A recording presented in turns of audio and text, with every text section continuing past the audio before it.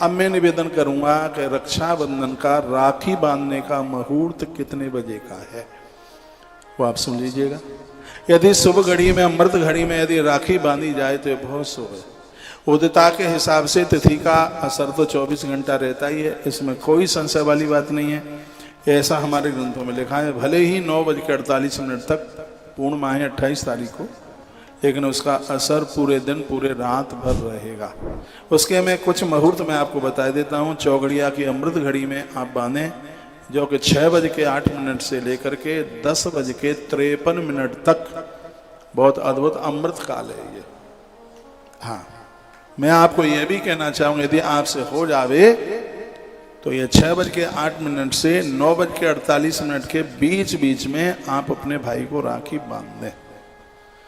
और इस बीच में नहीं बांध पाते हैं तो एक बढ़िया सा मुहूर्त है, और वह है 6:08 से फिर 10:53 तक। इसके बीच का समय छोड़ दीजिए, फिर अभिजित मुहूर्त में आप बांध सकते हैं। ये मुहूर्त भी बड़ा अच्छा है।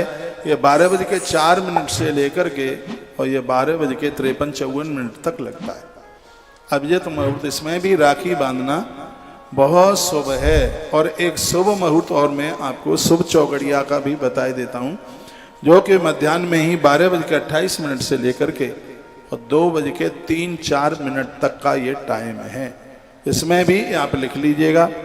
और अपराह्न काल में, और ये मैं आपको बोलूं 1:44 से लेकर के लगभग 4:15 बजे तक का यह भी मुहूर्त बहुत ही बिल्कुल अद्भुत है। ये बढ़िया है। 4:15 बजे तक लास्ट तक के मुहूर्त बढ़िया है। फिर उसमें चर वगैरह चौगड़िया लग जाएगा तो 4:15 तो बहुत देर में बजते हैं।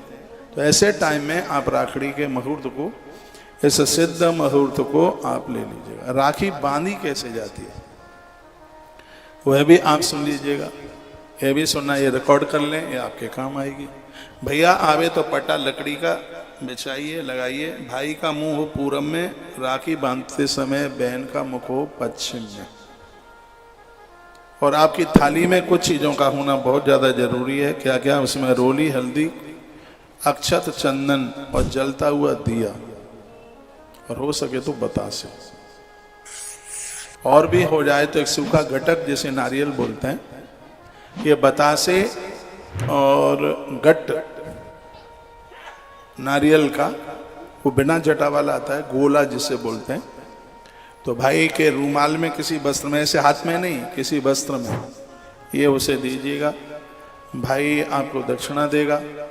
आप तिलक इसमें खड़ा तिलक करें अंगूठे से। अंगूठा तीर्थ स्वरूप है, अंगूठा बहुत पावन है।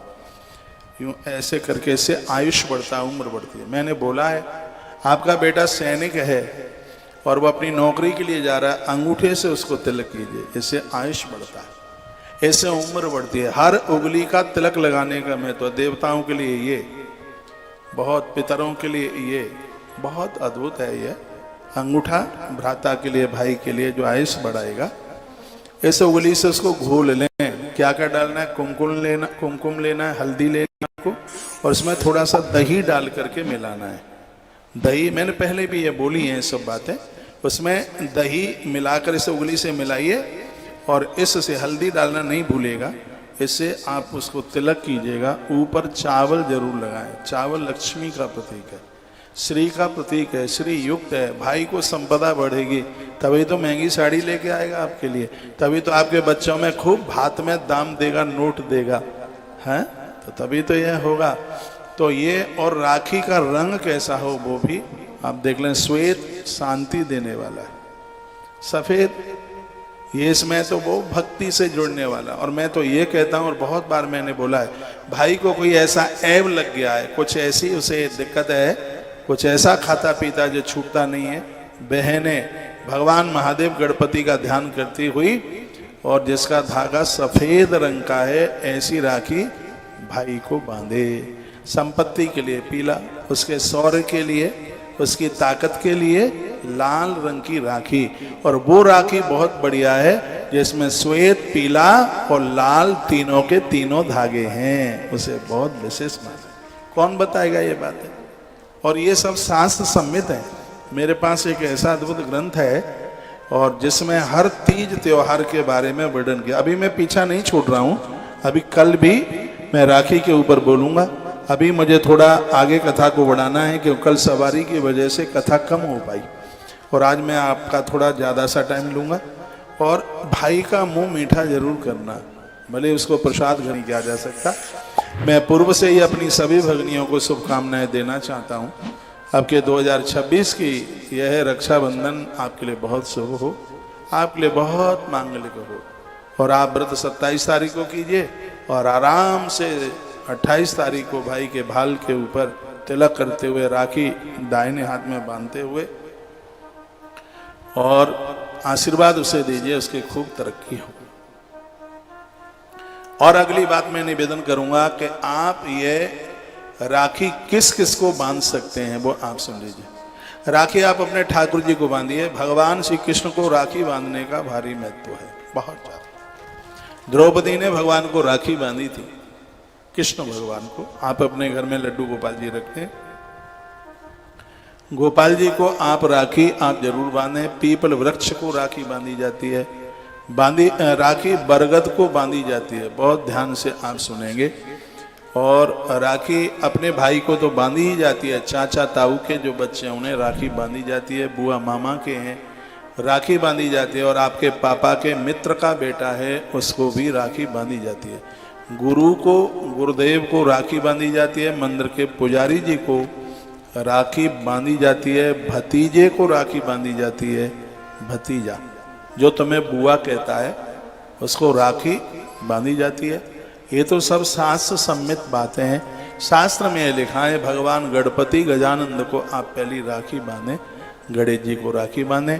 और गणेश जी के 2 पुत्र हैं, एक का नाम है शुभ और एक का नाम है लाभ। इनका आह्वान करते हुए ही आप राखी बंधन का त्योहार आरंभ करें, क्योंकि शुभ लाभ को कोई बहन नहीं थी। उन्होंने अपनी माता रिद्धि सिद्धि को कहा रक्षाबंधन का त्योहार है, हमारी कोई बहन नहीं है, कलाई सूनी है। सब बहनें अपने भाइयों को राखी बांध रही हैं। उसी समय रिद्धि और सिद्धि ने अपनी तपस्या के द्वारा एक कन्या प्रकट कर दी, जिसने अपने भाइयों की कलाई पर राखी बांधी। संतोषी माता ने राखी बांधी, ऐसा संत महापुरुष ऐसा कहते हैं। वली राजा ने भी अपनी मुंह बोली बहन माता लक्ष्मी को राखी बांधी। ये राखी अनादिकाल से। अब किसी ने पूछा है हमें, क्या पत्नी पति के हाथ में राखी बांध सकती है? सब तरह के प्रश्न कर ही लेते हैं। पत्नी पति के हाथ में रक्षा सूत्र बांध सकती है, कलावा बांध सकती है, उसकी रक्षा के लिए धागा बांध सकती है, लेकिन पत्नी कभी पति के हाथ पर राखी नहीं बांधती। ये सब बातें हमारे ग्रंथों में लिखी हैं। अब मैं आगे के लिए बढ़ूंगा। ये कुछ बातें मैंने आपको भेजी हैं और मुझे विश्वास है कि बातें आपके काम में जरूर आएंगी। इसको हर्षता प्रसन्नता के साथ आप ये पर्व को करें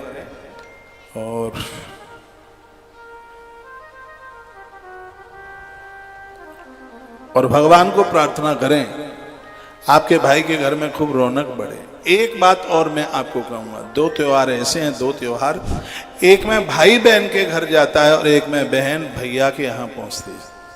जो बहन भैया के यहाँ जाती है, राखी पियर में जाकर बांधती है, तो उसकी महिमा बहुत ज़्यादा है। और भाई का तिलक अपने ससुराल में करती है तो उसकी महिमा बहुत ज़्यादा है।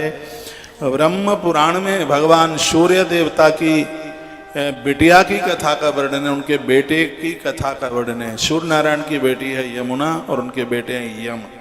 दोनों की कथा ब्रह्म पुराण में चल करके आती है। यमुना ने अपने भाई को भोजन पर बुलाया और आंगन में बैठ करके यमराज ने भोजन किया। तिलक बहन ने भाई के माथे पर किया तो यमराज ने कहा कि वरदान मांग बहन, कुछ मुझसे तू मांगेगी, आज मैं तुझे दे के जाऊंगा। तो यमुना की आंख में आंसू आ गए।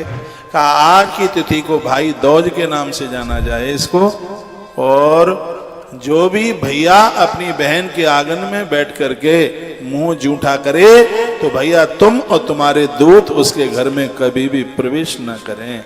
उस भाई की आयुष बढ़े, उसकी उम्र बढ़े, ये माता यमुना ने यमराज से वरदान में मांगा है। कितने भी कार्य में आप व्यस्त क्यों नहीं हैं, इतना सा टाइम निकालिए। तुम्हारे पियर में जाने से सावन के महीने में उस घर की बरकत बढ़ती है। आप साक्षात लक्ष्मी हैं, आप साक्षात श्री हैं। थोड़ा टाइम निकालिए, भले ही लौटा बाट आ जाइए, सुबह जाके शाम को आ जाइए।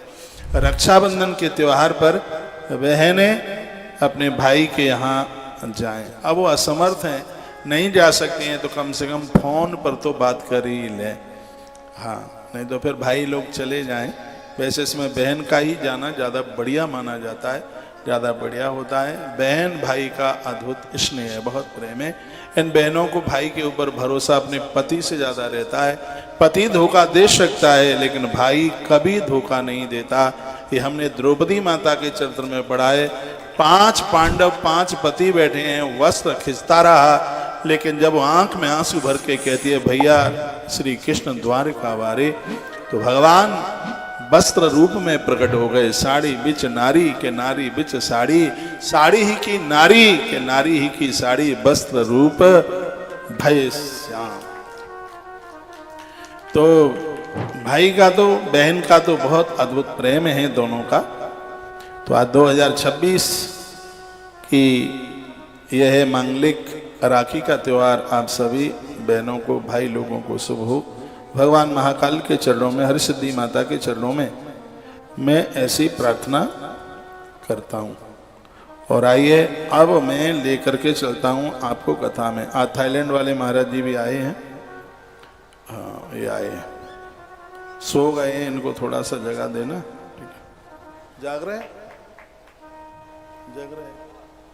बोलो बांके बिहारी लाल की जय हो। श्री हनुमान जी महाराज की जय हो। जय जय श्री राधे। आपने पूछा है पेड़ कौन कौन से बताएं। बरगद को बांधा जाता है, राखी बांधी जाती है। पीपल को राखी बांधी जाती है। कदम्ब को भी, ये पूज्य वृक्ष हैं, इनको राखी बांधी जाती है। समी वृक्ष गणेश के रूप में है, तो उसको भी ये राखी बांधी जाती है।